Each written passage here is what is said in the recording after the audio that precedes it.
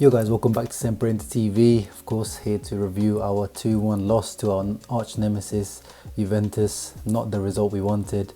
Alongside me I have my brother Bilal Mirza all the way from the US. What's up, Bilal? Hey Rahul, thanks for having me out again. How are you doing? Thanks for taking the time to join us, Bilal.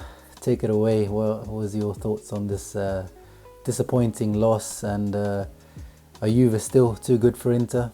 The game started off poorly in my opinion, defensively for Inter. Skriniar on the first goal to Dybala was too relaxed. He gave him too much space in my opinion. There's absolutely nothing Handanovic could have done about that shot. It was just a world-class goal by Dybala. Godin as well, poor in my opinion. He had an opportunity in the beginning where he just let Ronaldo walk right past him. You gotta close down. You can't let him get past so easily. And he was just maybe a bit too afraid for his quick feet, and maybe afraid that he wouldn't be able to keep up with the speed. Juventus were trying to exploit Godin all game long until Conte had taken him off for Bastoni. Inter were trying to build from the back, trying to exploit Cuadrado's weakness on the right back. He was playing out of position, but he held his own. He didn't do anything too horrible on that side for Juve. He was a threat going forward as expected. And as long as Sensi was playing, the Lautaro Martinez, Sensi, and Asamoah trio on the right, on the left side were really trying to exploit Cuadrado as a right back, and doing so adequately. We equalized based on a handball penalty, which was as clear as daylight for me. It was a good call on Rocky. I expected Rocky to be a negative impact on this game based on past experience. He did well in the first half, but in the second half, he just kind of let go, and he didn't have a very good game in the second half, Rocky, in my opinion. Lautaro Martinez was good offensively for us. So Juventus, the strength here was their bench strength, right? When something is not going right, they have the quality of Emre Can, Bentancur, Higuain on the bench as well. And so when Inter, you got Gagliardini, Vecino, with Sanchez out, and Politano was the only remaining attacking threat for us, which is not enough. And so Inter has to do something about that in January, in my opinion. Vecino, in my opinion, we should just try and sell him as quickly as we can. I think that in the last two games, he has proven without a shadow of a doubt, in my opinion, that he cannot play in a system where you're trying to build from the back. Gagliardini, in my opinion, would have been a better substitution for us in that case. He proved in the past game that when Asensi and Barella can get a breather, he can step in without having Inter lose any momentum on offense. He could still be an adequate replacement coming off the bench. So Juve, class of the Serie A still. Yeah, I can definitely see where you're coming from there, Bilal. The biggest difference between both the teams is the depth in the squads. When Sensi was brought off for Inter, it seemed like everything collapsed. Our whole game plan, everything was centered around Sensi, who surprisingly didn't come in as an important player, but has become Inter's most important player in the space of 6-7 matches. And after he came off, literally we collapsed. In terms of man of the match, for me it was between Nicolo Barella and Lautaro Martinez.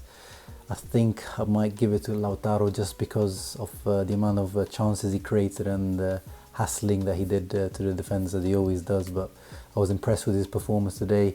Still, his decision making at the final moments is still lacking. Barella started off slow in the first half. I think Matuidi ate him for dinner today, so gave him a little masterclass on that side of his, and then Barella moved on to the wing in the second half, which seemed to be a bit better for him. Who was your man of the match, Bilal? So the man of the match for both sides, for me, for Juventus, it was very clear. Paulo Dybala was not predicted to start this match, but he did instead of Higuain, and he immediately made an impact on the game. He scored the early goal, world-class strike. He even was trying to constantly become a threat in the penalty box and around it in the attacking half for Juve. For Inter, had Sensi continued to play, he would have been easily another man of the match performance for me, but unfortunately he suffered an injury, and in his absence Inter really suffered. But Lautaro Martinez had a strong game, strong outing against yet another big team. Barcelona, he had a strong performance. Another big team in Juve in the league, he had yet another strong performance. He's really growing into this role of a second striker, playing off of Lukaku and being a real threat and being more clinical. He is becoming better with putting away his chances that he's getting, and so I'm very happy for him. That was a positive for Inter today. Okay, yeah, very good reasoning. And what about flop of the match? For me, has to be Romelu Lukaku. He brought out the version that Man United fans and other Premier League fans have been making fun of for the last 2 years. You know, the trademark Timberlands and Ivisu jeans, Lukaku with a very bad touch, especially in the second half. In the first half, it was actually quite decent.